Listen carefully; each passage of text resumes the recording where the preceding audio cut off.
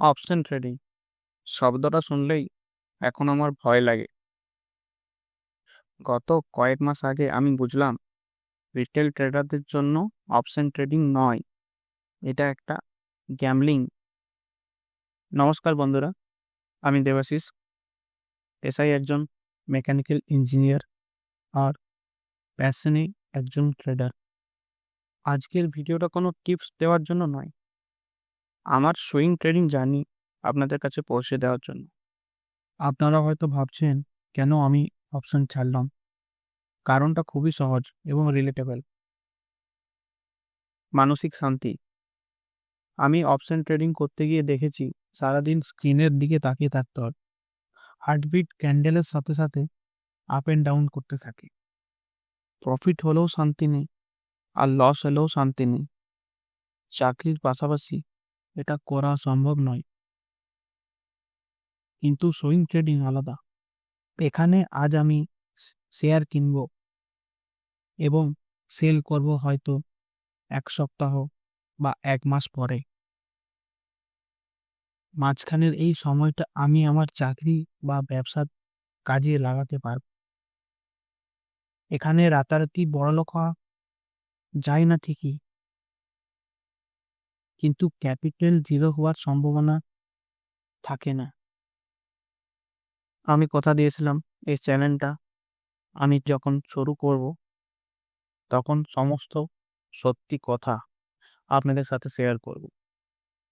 গত 2-3 দিন আগে আমি একটি স্টকের অ্যানালিসিস করেছিলাম।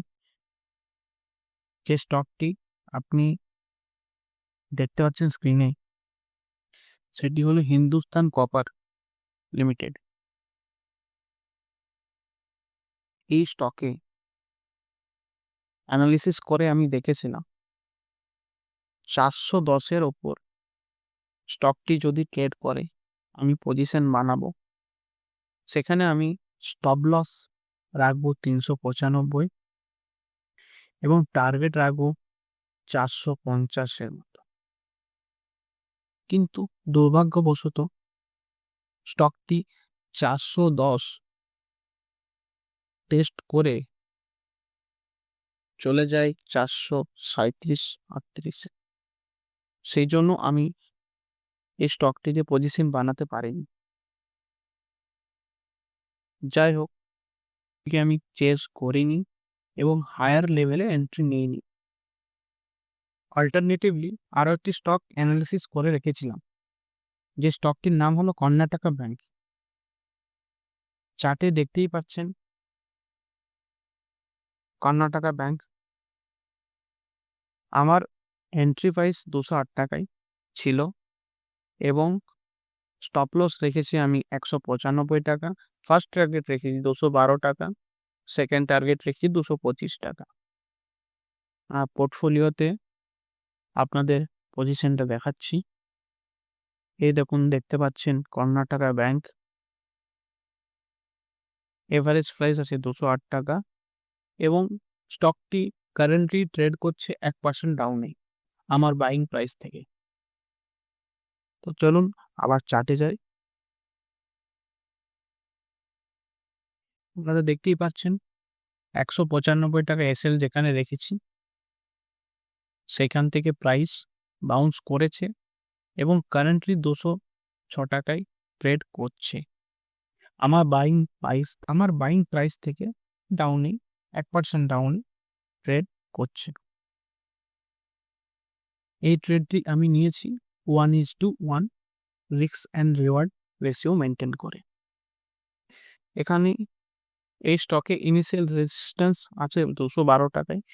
212 টাকা ক্রস করা মাত্রই মোমেন্টাম দেখা যাবে এবং 225 টাকার টার্গেট আশা করা যায় এবং 225 টাকার টার্গেট আশা করা যায় খুব কম সময়ের মধ্যে অ্যাচিভ হবে।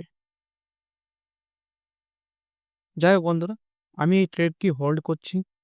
লস হোক বা প্রফিট, পরের ভিডিওতে আপনাদের সাথে অবশ্যই আপডেট শেয়ার করব। বন্ধুরা, এই সুইং ট্রেডিং জার্নিতে আমি ক্যাপিটাল ইউজ করছি 1,50,000 টাকার মতো। আমার টার্গেট ক্যাপিটাল বাঁচিয়ে মান্থলি 10 থেকে 15,000 টাকা ইনকাম করা অ্যাজ এ সেকেন্ড পেমেন্ট। আমি কোনো সেবি রেজিস্টার্ড ব্রোকার নই। আমি আপনাদের মতোই একজন লার্নার। আপনারা যদি আমার এই লস রিকভারি জার্নিতে সঙ্গী হতে চান এবং লজিক দিয়ে ট্রেড করতে চান, তাহলে চ্যানেলটা অবশ্যই সাবস্ক্রাইব করে যাবেন। ধন্যবাদ। দেখা হবে নেক্সট ভিডিওতে।